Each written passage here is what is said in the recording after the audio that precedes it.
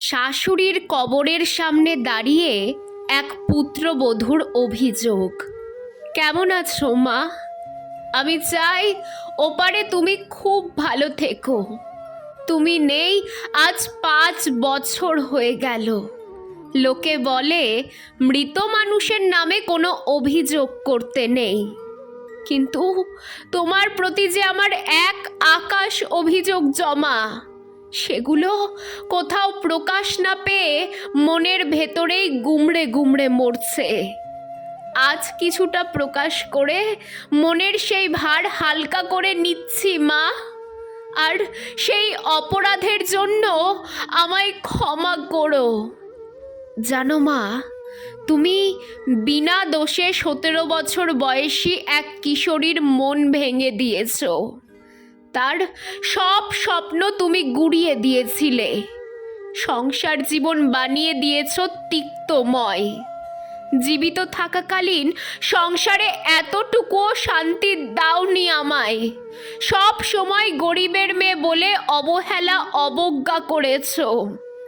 অথচ এই আমাকেই দেখে শুনেই তোমার ছেলের বউ করে এনেছিলে। তবুও তোমার সব প্রয়োজনে এই অকর্মা আমাকেই লাগতো। তাও তুমি বিন্দুমাত্র কৃতজ্ঞতা স্বীকার করনি কখনো। তুমি এতটাই নিষ্ঠুরতম মা ছিলে যে গর্ভকালীন সময়টাও একটা মেয়েকে ছাড় দাওনি। তুমি তোমার মনের সকল রাগ উগরে নিয়েছিলে, আর তোমার ছেলে ছিল নির্বাক। যা মনে করলে এখনো আমার কষ্ট হয়। আমি সব সময় তোমার ভালোবাসা পাওয়ার জন্য ব্যাকুল হয়ে থাকতাম, কারণ আমি মনে করতাম তোমার ভালোবাসা পেলেই বুঝি তোমার ছেলের ভালোবাসা পাবো। কিন্তু হায় রে, তোমার ভালোবাসা পাওয়া আমার কাছে শেয়ালের আঙ্গুর ফল হয়েই রয়ে গেল। তুমি খুব ভাগ্য করে ছেলে পেয়েছিলে মা। অল্প বয়সী মেয়েও তার মনে জায়গা করতে পারেনি।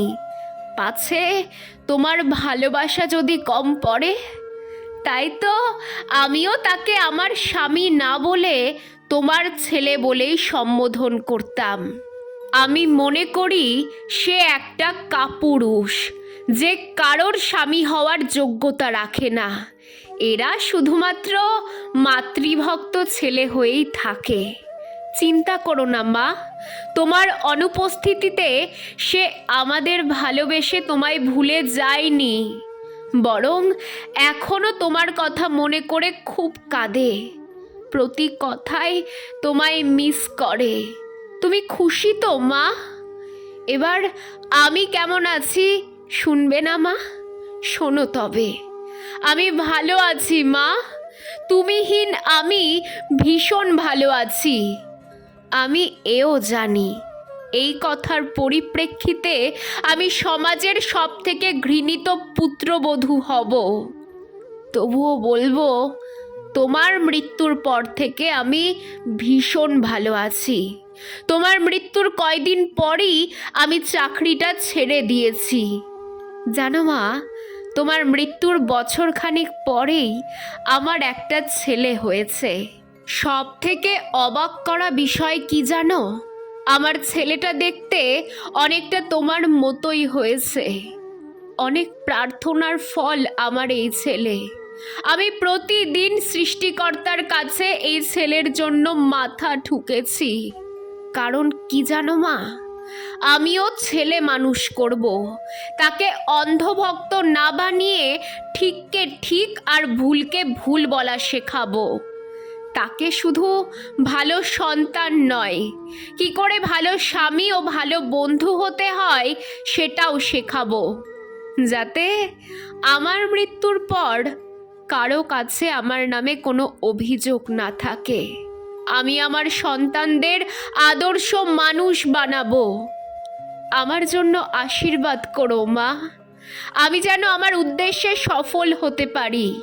সব শেষে এটাই বলবো মা, তুমি খুব ভালো থেকো। আমার কথা ভেবো না। তুমিহীনা আমিও ভালো থাকবো। এখন আর দম বন্ধ হয়ে শ্বাসকষ্ট হয় না আমার। এখন চাইলেই যখন তখন প্রাণ ভরে শ্বাস নেওয়া যায়। মুক্ত আকাশে পাখির মতো উড়ে বেড়ানো যায়। 3 বেলা বঞ্চনা আর খেতে হয় না আমাকে। তুমিহীনা কারাগারে আমি মুক্তির স্বাদ পেয়েছি।